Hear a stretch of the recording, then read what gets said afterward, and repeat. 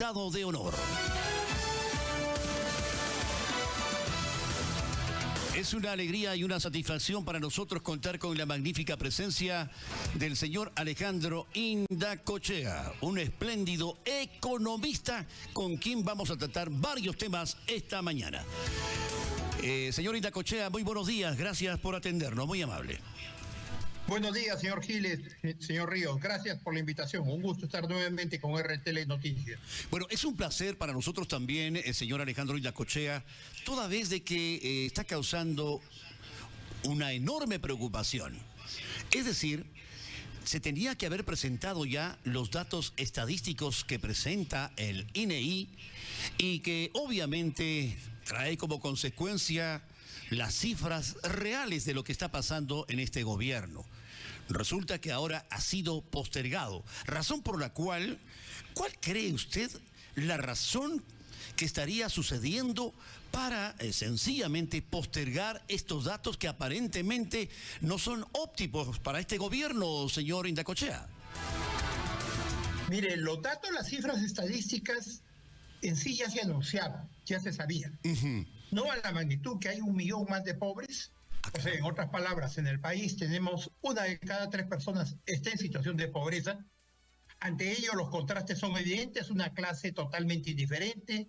Los famosos whiteys, los amigos de la presidenta, llevan pues a esa decepción en el ciudadano de la calle. Pero ¿qué es lo que ha hecho el gobierno? Ha habido la presentación del Instituto de Estadística en Palacio de Gobierno, pero simplemente ha postergado la presentación 1 semana. Esto me hace acordar a cuando los reyes mataban al mensajero que traía malas noticias, ¿no? Hoy día las cosas han evolucionado y lo que hacen es ocultar la realidad, ¿no? No tiene sentido postergar pues 1 semana más las cifras estadísticas de lo que sucede en el país, ¿no? Porque los números son los números. Y eso quiere decir, señor Indacochea, ¿cómo está? Buenos días. Que la cifra es no tan alentadora para nuestro país. Nada alentador. Estamos hablando que en situación de pobreza, lo que habíamos bajado de un 50%, casi 55, 60%, que teníamos al inicio, en los 90, logramos disminuir la pobreza a un 19, 18%. Y realmente este fue un logro, digamos, que era resaltado por organismos como el Banco Mundial, como un caso de éxito. Hoy día el resultado concreto, la pandemia, el gobierno de Castilla, la continuidad de las políticas populistas nos llevan a que prácticamente tengamos un 20 a 21% en situación de pobreza de la población nacional. Estamos haciendo referencia a 10 millones, más de 10 millones de personas que hoy en día son pobres en el país. No les alcanza para cubrir una canasta alimentaria mínima y de servicios. Señor Indacochea, ¿cómo entender lo que está pasando en el Perú? Mire usted, la señora Dina Boluarte ingresa a Palacio de Gobierno por la sucesión de cargos, claro está, de acuerdo a la Constitución Política del Estado. Pero ellos han hecho una campaña cuyo eslogan creo que gustó a la población, por eso es que muchos votaron por ellos. No más pobres en un país tan rico. ¿Cómo entender, en todo caso, los resultados que ahora usted nos da con esa postura que obviamente los han llevado al gobierno? ¿Y cuál cree usted que pueda traer como consecuencia estos resultados que, dicho sea de paso, ya no son nada alentadores, señor Indacochea? Mire, el eslogan tendría que ser cambiado hoy en día por más pobres en un país rico. Ese es el resultado concreto de lo que ha sucedido el gobierno del señor Castillo y la continuidad que es hoy día la señora Boluarte, ¿no? El gobierno de los famosos huayquis. O sea, acá el país tiene que entender lo siguiente: estos son traficantes de la pobreza. Su eslogan es luchar para superar la pobreza, ir contra los ricos, vamos a repartir la riqueza, y evidentemente lo que hacen es un botín del Estado, que es lo que estamos viendo, ¿no? Cuando tenemos un Congreso que es cómplice de la situación, reparte 41,000 soles como aguinaldo de Navidad, adicionalmente bonos de 9,000 soles en el mismo periodo, viajan al exterior con totalmente gastos cubiertos, apoyan la minería informal, desmantelan la SUNEDU, es decir, es una banda en la cual hoy en día están tomando el país, ¿no? Y entonces, ¿por qué tanta contemplación, señor Alejandro Indacochea, para con este poder ejecutivo que viene escándalo tras escándalo? ¿Por qué en el Congreso de la República están mutis? No dicen absolutamente nada. ¿Qué está pasando en el ambiente político, señor Indacochea? Ambos son cómplices. El único objetivo nacional que tienen es quedarse hasta el 2026. Y la consigna es dejad hacer y dejad pasar. El Congreso inicia gasto indiscriminado, toma leyes totalmente aleatorias, desmantela lo que queda de las AFPs y lo de la CTS, y hay un silencio cómplice de parte del MEF. Más aún, previo a la presentación del gabinete, el ministro de Economía envía 50 millones de soles para gasto en el Congreso, ¿no? Y lo estamos viendo a qué se destina ello, ¿no? Simplemente salarios. No hay diferencia. El ciudadano de la calle, por favor, tiene que entender. No hay diferencia entre derecha e izquierda. No hay diferencia entre los que dicen de los pobres y los que están con los ricos. Todos son iguales. Creo que los hechos son evidentes. Son 96 congresistas que votaron por el aumento de sueldos. Son 96 congresistas que indiscriminadamente toman decisiones según otra dirección. Los que hablaban de economía de mercado son los primeros que están traficando con los intereses. Los que decían que había que y los que señalan que eran en nombre del pueblo, de la población, son los primeros también que están compartiendo el usufructo del Estado. Se ha convertido prácticamente en un botín para ambos bandos, ¿no? Señor Indacochea, el tema mochasueldos, el tema los niños, el tema relojes Rolex, el tema de los problemas que se suscitan en las diferentes instituciones del Estado nos están llevando precisamente a un terremoto político, a una fuerte presión de parte de, en este caso, del pueblo también, que definitivamente en algunos lugares pobres ya solamente tienen un alimento al día, un alimento al día. ¿Cuánto daño nos puede hacer la turbulencia política en la parte económica, señor Indacochea? Mire, esto va a ser lamentable. Se habla de un crecimiento de 2,5%, 3%. Para tener una idea, supongamos que crezcamos al 2,5%, que es difícil. En un lapso de 20 años seguiríamos con 10 millones de pobres. Para igualar a Chile necesitaríamos igual 20 años. Entonces, la única manera de poder generar bienestar, mejorar el ingreso, generar empleo, es con crecimiento, pero tenemos que crecer a un ritmo de 4 o 5, para lo cual tenemos que promover inversiones. En el mejor momento en el mercado mundial, con los precios del cobre, hay una bonanza minera. Nosotros no aprobamos ningún nuevo proyecto. Y al contrario, mire lo que ha sucedido hoy en día con la minera La Poderosa. Pésima señal para el exterior. La inseguridad ciudadana nos capea día a día. La inseguridad ciudadana está afectando al pequeño comerciante, al restaurante que vende medluz, al taller que carga baterías, al ciudadano que sale en la calle día a día. Un Congreso totalmente indiferente, porque cada uno de ellos pues tiene 4 guardaespaldas, carros de protección, y el gobierno igual. El resto no interesa. Aquí hay una cuestión que usted acaba de hacer alusión, señor Indacochea, sobre las condiciones económicas que ofrece nuestro país en este momento para un crecimiento económico. ¿El país está preparado? ¿Hay las condiciones adecuadas para que los inversionistas vengan, para que la economía pueda mejorar en este año? Bueno, se dice que este año vamos a terminar de repente un poquito mejor que el año pasado. ¿Está usted en esa línea, señor Indacochea? Mire, hemos prácticamente colocado al país después de 13 años al borde de perder la calificación de cotizada como una cotización, digamos, de lo que significa ser ranqueado para colocar inversiones. Y nos vamos a un paso para perder el grado de inversión para irnos a bonos basura como país. Lo cual, ¿qué va a significar? Va a significar que sube el costo de la deuda externa, no va a haber dinero para educación, para salud. Esto va a arrastrar el costo de los bancos, y el que más va a sentir es el pequeño empresario, el ciudadano del día a día en la calle, ¿no? Con ello.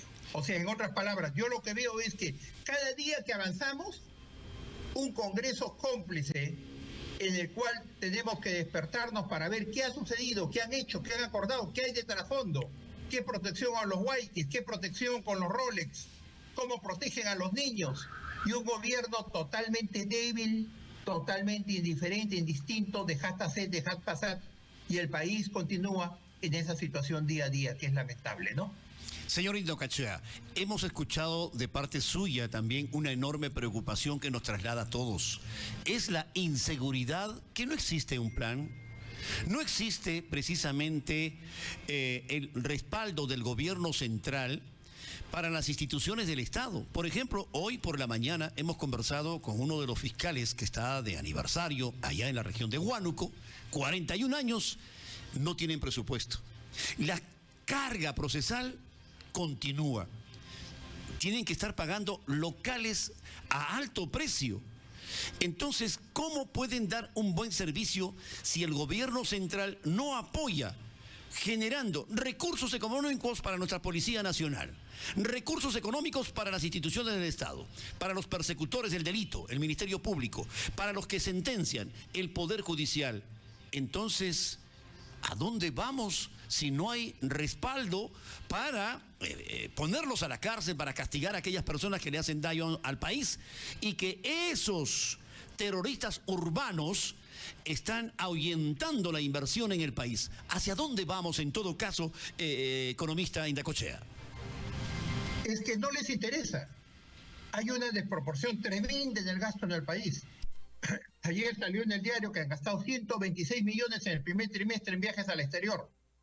Hay que pagar la invitación, hay que pagar el viaje, hay que pagarles la estadía. Y viajan a lugares remotos donde para el país no significa nada. Están pensando hacer un centro de convenciones en Santa María, en el balneario más caro. Regalan 9.000 soles en bonos a todos los empleados del Congreso para que no los delaten, porque hay más robasueldos. Entonces, ese es el contraste que está viviendo el país. Y ahí todos son cómplices, de uno y de otro lado. Todos están participando de este botín del Estado. Bueno, se dice que nuestra economía terminó debilitada en el año 2023. Hemos terminado el año pasado con una recesión. Ahora tiende a recuperarse un poquito. Pero esa recuperación económica lo vemos reflejado solamente en el poder ejecutivo, en el poder legislativo, en donde hay un despilfarro tremendo de la economía que no llega a los más necesitados, como usted bien lo ha dicho. ¿Cómo se puede interpretar esta dicotomía, señor Alejandro Indaccochea? O sea, por un lado, yo me beneficio, yo soy el Estado, yo soy el congresista, yo trabajo en el Poder Ejecutivo, yo me beneficio y mientras tanto, mis votantes que sigan sufriendo, que sigan sufriendo. Y punto número 2, señor Indaccochea, usted es un excelente economista. ¿Cuál sería, como economista, su perspectiva para finales de este año 2024? ¿Cómo va a terminar la economía peruana?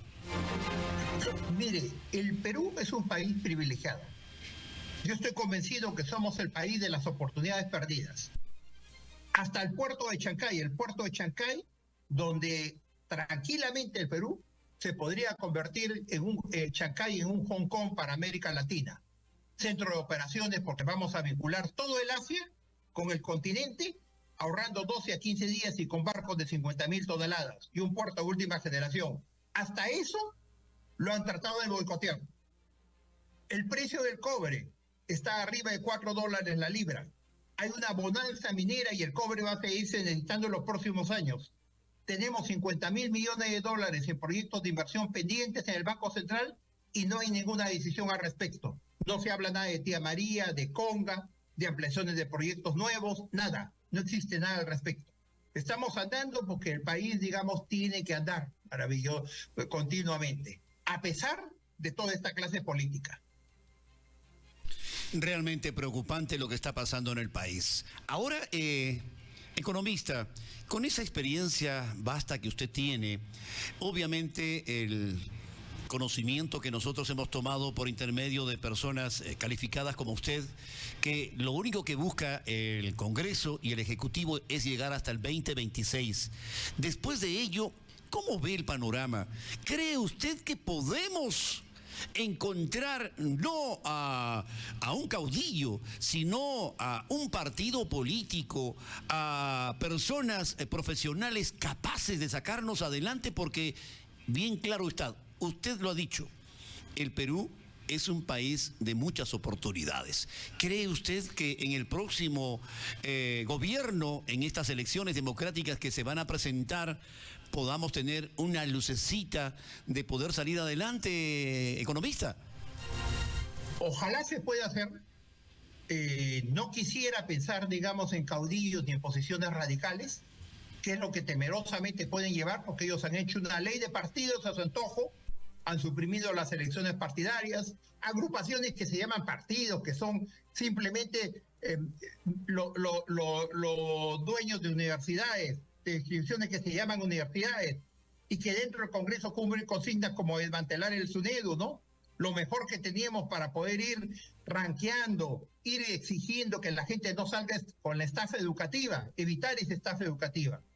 Pero acá lo que veo es que lamentablemente no hay surgimiento de nuevos partidos, podemos quedar en lo mismo, y ellos mismos lo único que han hecho como reforma política es crear la Cámara de Senadores con la esperanza de ser reelegidos, ¿no? Pero yo espero que el país tome conciencia y tenga en mente claramente que hoy día no hay separación en derecha e izquierda, que todos son iguales de un lado y de otro. Fuerza Popular, Renovación Popular, Perú Libre, todos están votando en la misma dirección. Economista, muchísimas gracias por habernos atendido. Realmente para nosotros es un banquete de conocimientos cuando conversamos con usted y le agradecemos infinitamente. Me acaban de pasar la voz en este momento, economista, de que el día de hoy, de todas maneras, van a presentar los informes del INEI. Lo han escuchado seguramente. Seguramente lo han escuchado. Así que hoy van a presentar, sí, eso es lo que dicen. Cifras, porque nadie puede solucionar un problema que no ve. Y la opción no es ocultar el problema, la opción es afrontar la realidad, porque queramos o no, la realidad es lo que es, ¿no? Y de acá iría la invocación que el peor error que cometería el gobierno es ocultar esas cifras, ¿no? Don Alejandro Indacochea estuvo aquí en RTL Perú y Conectados TV. Muchas gracias, economista. Ha sido usted muy amable en atendernos. Que tenga buen día. Gracias.